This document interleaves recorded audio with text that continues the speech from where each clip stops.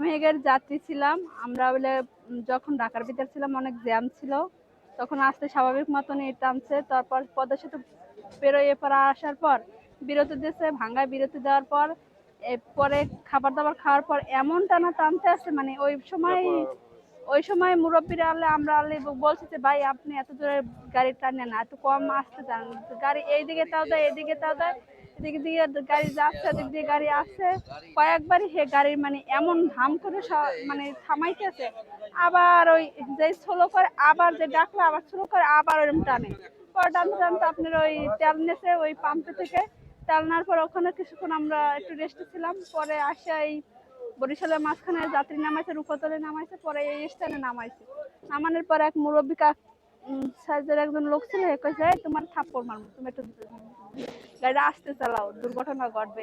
মানে শোনেই না, হে খালি আপনার চালাইতেই আছে।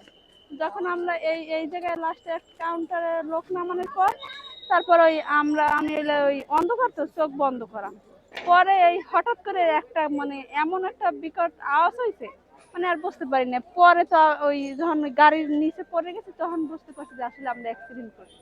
তার আগে আমরা অনুভব করি, আমি সিটের নিচে ঢুকে গেছিলাম। আমি একাই ছিলাম, আর আমার প্রতিবেশী খালা ছিল। আহত অনেকই হয়েছে, কিন্তু অনেকের কাটছে ফাটছে, আর আমার শুধু চোট লাগছে। মানে হ্যাঁ, আপনার ওই ফায়ার সার্ভিস এসে উদ্ধার করছে আমাদের।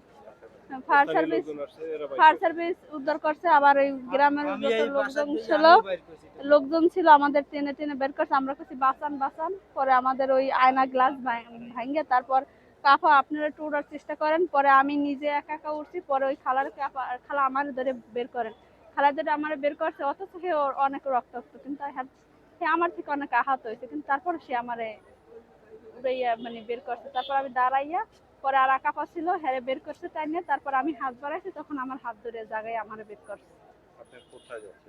হ্যাঁ, আমি তালতলি যাচ্ছি, আমি তালতলি যাচ্ছিলাম। না, আমার মালামাল পাইনি, আমার মালামাল এখনো আপনার গাড়ির বক্সে আছে।